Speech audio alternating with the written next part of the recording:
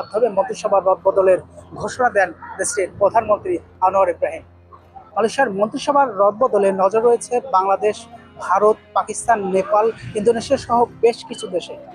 বিশেষ করে মালয়েশিয়া, বাংলাদেশ, ভারত সহ যে 14টি দেশ থেকে বিদেশি শ্রমিক সরবরাহ করে থাকেন, সেই সকল দেশের শ্রমশক্তি রপ্তানিকারক প্রতিষ্ঠানগুলো কিন্তু এই মালয়েশিয়ার মন্ত্রিসভার রদবদলে বিশেষ নজর রাখছেন। কারণ মালয়েশিয়াতে যে বিদেশি শ্রমিকের সরবরাহ করা থাকেন, যে মন্ত্রণালয় থেকে আসলে অনুমোদন দেওয়া হয় এবং যে মন্ত্রণালয় কিন্তু যে শ্রমিকদের দেখভাল করেন, সেটি কিন্তু আসলে মানব সম্পদ মন্ত্রণালয়। স্বাভাবিকভাবে মালয়েশিয়ার এই মন্ত্রণালয়ের নতুন মন্ত্রীর দায়িত্ব পাওয়ায় বাংলাদেশের সহ যে সকল দেশ মালয়েশিয়াতে শ্রমিক সরবরাহ করে থাকেন, তাদের একটা নতুন চিন্তার ভাঁজও কিন্তু আসতে পারে। বিশেষ করে বেশ কয়েক মাস পূর্বে বাংলাদেশ প্রবাসী কল্যাণ ও বৈদেশিক কর্মসংস্থান মন্ত্রণালয়ের উপদেষ্টা ডক্টর আসিফ নজরুল একাধিকবার মালয়েশিয়া সফর করেছিলেন এবং তার এই সফরে কিন্তু মালয়েশিয়ার সাবেক মানব সম্পদ মন্ত্রীর সাথে একাধিক মিটিং করেছিলেন।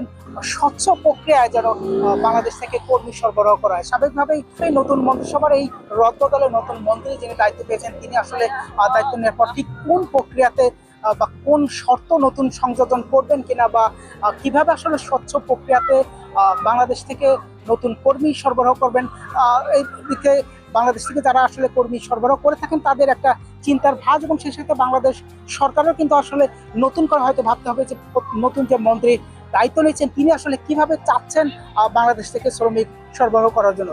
তবে মালয়েশিয়াতে শ্রমিক সরবরাহে কিন্তু বরাবরই বেশ অনিয়ম লক্ষ্য করা যায়, বা দুই দেশের সরকার আসলে নির্ধারিত যে ফি রয়েছে বা সেই ফি দিয়ে তার কয়েক গুণ বেশি দিয়ে কিন্তু মালয়েশিয়াতে শ্রমিক আসে। এছাড়াও কিন্তু আসলে প্রতিশ্রুতি অনুযায়ী এখানে কর্মসংস্থান সৃষ্টি না হয় অনেক বাংলাদেশিরা কিন্তু অবৈধ হয়ে যান। স্বাভাবিকভাবেই মালয়েশিয়ায় এই মানব সম্পদ মন্ত্রণালয় কিন্তু বেশ গুরুত্বপূর্ণ একটি মন্ত্রণালয় হিসাবে ভাবা হয়, যে মন্ত্রণালয় থেকে আসলে বিদেশি শ্রমিকদের নানা সুবিধা এবং অসুবিধার দেখভাল করা হয়, এবং যে সকল কোম্পানিতে বিদেশি শ্রমিকের চাহিদা রয়েছে সে সকল কোম্পানিতে তারা আসলে বিদেশি শ্রমিক সরবরাহের অনুমোদন দিয়ে থাকে।